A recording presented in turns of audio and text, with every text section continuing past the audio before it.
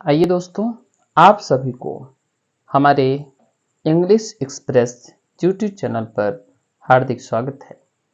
आइए हम लोग पढ़ते हैं पास्ट परफेक्ट टेंस के कुछ ऐसे वाक्य जिसमें बाद और पहले आता है। तो आइए बिना टाइम नष्ट किए हुए हम लोग क्या करते हैं, पढ़ते हैं। हाँ दोस्तों, आप सभी लोग इस वीडियो को शेयर कर दीजिए। अगर आप पहली बार विजिट कर रहे हैं तो आप सब्सक्राइब कर लीजिए और ऑल पर कर दीजिए ताकि आपको सारे नोटिफिकेशन मिलते रहे। तो आइए स्टार्ट करते हैं। बात करते हैं हम लोग, जैसे ये सेंटेंस है, डॉक्टर के आने के पहले रोगी मर चुका था। तो आप देख रहे हैं चुका था, क्या है ये? पास्ट परफेक्ट टेंस है। पहला स्टेप क्या होता है, आप इसको तोड़िए, ये हो जाएगा और ये हो जाएगा। ये दो सेंटेंस इसमें है, डॉक्टर के आने और दूसरा है रोगी मर चुका था। तो पहला आपको क्या करना है, इस सेंटेंस को इधर लाना है, इस सेंटेंस को इधर लाना है जब आप ट्रांसलेशन कर रहे हो, और बीच में पहले आप बात की अंग्रेजी करनी है। तो ये आपका पहला स्टेप होता है, ठीक है। अब दूसरे स्टेप पे क्या करना है, हमें पहले ये देखना है कौन सा काम पहले हुआ है। डॉक्टर के आने के पहले रोगी मर चुका था, तो यहाँ कौन सा काम पहले हुआ है? रोगी मर चुका था। जो काम पहले होता है उसे हम किस में रखेंगे? ठीक है, उसे हम रखेंगे पास्ट परफेक्ट टेंस में। किस में रखेंगे? पास्ट परफेक्ट टेंस में। और जो दूसरा सेंटेंस है तब उसे हम रखेंगे पास्ट इंडेफिनिट टेंस में, पास्ट इंडेफिनिट टेंस में। उम्मीद है कि आप सभी लोग पास्ट इंडेफिनिट टेंस को जानते होंगे। अगर आपको पास्ट इंडेफिनिट टेंस में किसी प्रकार की प्रॉब्लम है तो वीडियो पड़ा हुआ है, आप जाकर के देख लीजिए। चलिए अब बात करते हैं, और तब क्या करते हैं, इन दोनों के बीच जो बाद या पहले आता है उसकी अंग्रेजी लिखते हैं। रोगी मर चुका था, इसे हम पास्ट परफेक्ट टेंस में रखेंगे। पास्ट परफेक्ट टेंस में क्या होता है, सबसे पहले हम क्या रखते हैं? सब्जेक्ट रखते हैं, फिर एचवी में हम लाते हैं हैड, और उसके बाद एम बी थर्ड लगा करके हम क्या लिखते हैं? ऑब्जेक्ट लिखते हैं। तो ये प्रोसेस हमें यहाँ पर कंप्लीट करना इसके लिए। तो आइए दोस्तों बात करते हैं यहाँ पर द पेशेंट, उसके बाद क्या लिखेंगे? हाइड। द पेशेंट हाइड, उसके बाद क्या लिखेंगे? M B third form died. The patient hide died. अब उसके बाद पहले की इंग्लिश क्या लिखेंगे? बिफोर। यहाँ पर अब इसके बाद आते हैं डॉक्टर के आने। आपको क्या करना है? डॉक्टर आया, इसका ट्रांसलेशन करना है बिफोर द डॉक्टर। उसके बाद क्या लिखेंगे? केम, वो क्रिया का second form, before the doctor केम। तो दोस्तों बहुत आसान है, आप लोग को समझ में आ गया होगा। आइए साथ में बात करते हैं कुछ ऐसे सेंटेंस को लेकर के, ठीक है, जिसमें बाद शब्द आता है। तो सारा रूल यही रहेगा, कोई दिक्कत नहीं है। आप पहले इसका एक स्क्रीनशॉट ले लीजिए। उम्मीद है आप स्क्रीनशॉट ले चुके होंगे। साथ में आइए हम दूसरे टाइप का सेंटेंस देखते हैं। जैसे अगर यहां हम बात करें,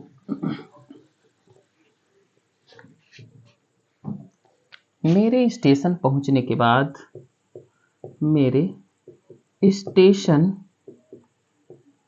पहुंचने के बाद, मेरे स्टेशन पहुंचने के बाद ट्रेन गई थी। अब आपको क्या करना है? मेरे स्टेशन पहुंचने के बाद, ये बाद है, ट्रेन गई थी, क्या बताए? क्रॉस रूल अप्लाई होगा, ये इधर रहेगा, ये सेंटेंस इधर जाएगा, और बाद या पहले इंग्लिश मध्य में रखेंगे। साथ में दोस्तों ये भी आपको बताया गया है कि कौन सा काम पहले हो रहा है। मेरे स्टेशन पहुंचने के बाद ट्रेन गई थी, तो पहले स्टेशन पहुंचे उसके बाद ट्रेन गई है, तो इसको हम रखेंगे पास्ट परफेक्ट टेंस में। जो काम पहले होता है उसे हम रखते हैं पास्ट परफेक्ट टेंस में, और इसको रखेंगे हम पास्ट इंडेफिनिट टेंस में, पास्ट इंडेफिनिट टेंस में। ठीक है, ये पास्ट इंडेफिनिट टेंस में होगा। आइए दोस्तों करते ट्रांसलेशन। इसको हम लोग लाते इधर, ट्रेन गई थी, क्या लिखेंगे? The train. अब किस में रखना हमको रखना पास्ट इंडेफिनिट टेंस में, द ट्रेन।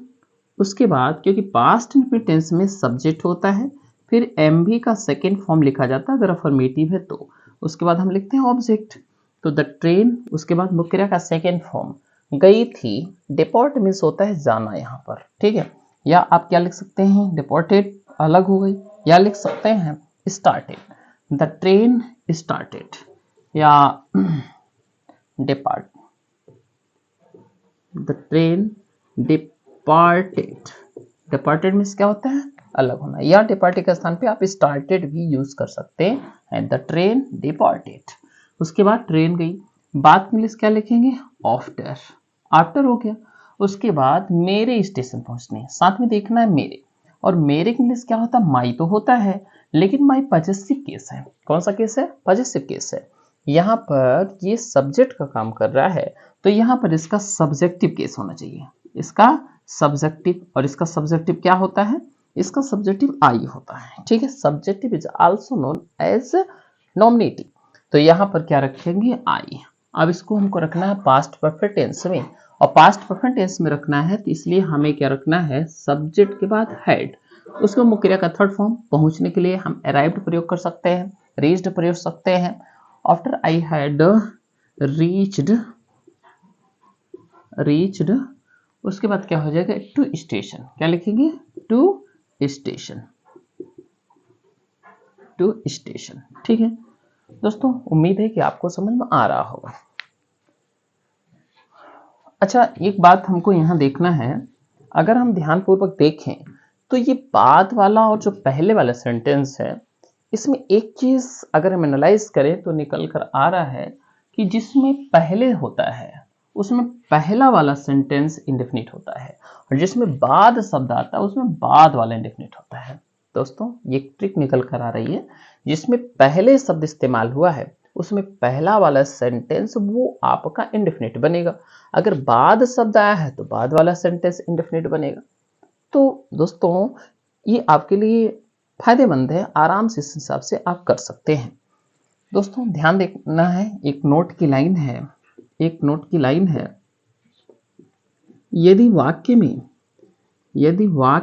में पहले शब्द प्रयोग हुआ है, पहले शब्द प्रयोग हुआ है, शब्द प्रयोग हुआ है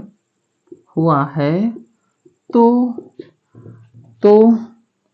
प्रथम वाक्य, तो प्रथम हिंदी का वाक्य, क्योंकि इधर आ जाएगा, प्रथम हिंदी का वाक्य, पहले शब्द आया तो प्रथम हिंदी का वाक्य पास्ट इंडेफिनिट टेंस में, डेफिनिट टेंस में तथा यदि वाक्य में पहले शब्द का प्रयोग हुआ है तो प्रथम हिंदी का वाक्य पास्ट इंडेफिनिट टेंस में, तथा दूसरा पास्ट परफेक्ट टेंस में, पास्ट परफेक्ट टेंस में रखा जाता है और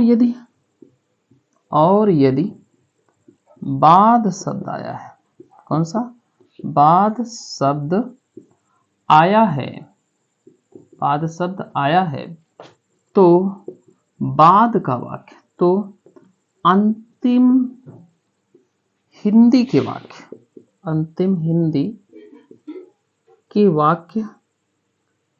का वाक्य पास्ट इंडेफिनिट टेंस में, पास्ट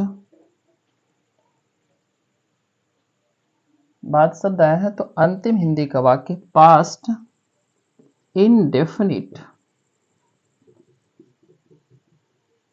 टेंस में रखते हैं तथा प्रथम वाक्य को पास्ट परफेक्ट टेंस में रखते हैं। दोस्तों, जबकि रूल ये होता है कि जो काम पहले समाप्त हो उसे हम परफेक्ट रखेंगे और उसके बाद जो काम होता है उसे हम इंडेफिनिट में रखते हैं। दोस्तों, उम्मीद है कि आप लोग को समझ में आ रहा होगा। अगर कहीं डाउट है तो आप कमेंट कीजिए और ज़रूर रिप्लाई करेंगे। हर एक स्टूडेंट के कमेंट को हम पढ़ते हैं और साथ में वीडियो को आप अगर पहली बार हैं तो आप सब्सक्राइब करिए, अपने दोस्तों को शेयर कीजिए और हाँ, लाइक करना मत भूलिए। प्रत्येक दिन हम आपको नए नए वीडियो लेकर आते रहेंगे। एक बार फिर बता दें, यह प्लेटफॉर्म आपके कंप्लीट ग्रामर के लिए है। इसमें कंप्लीट ग्रामर आपको प्रोवाइड किया जाएगा, इसलिए इसको आप लोग आगे बढ़ाएं। इसका बेनिफिट आपको मिलता रहेगा। Thank you.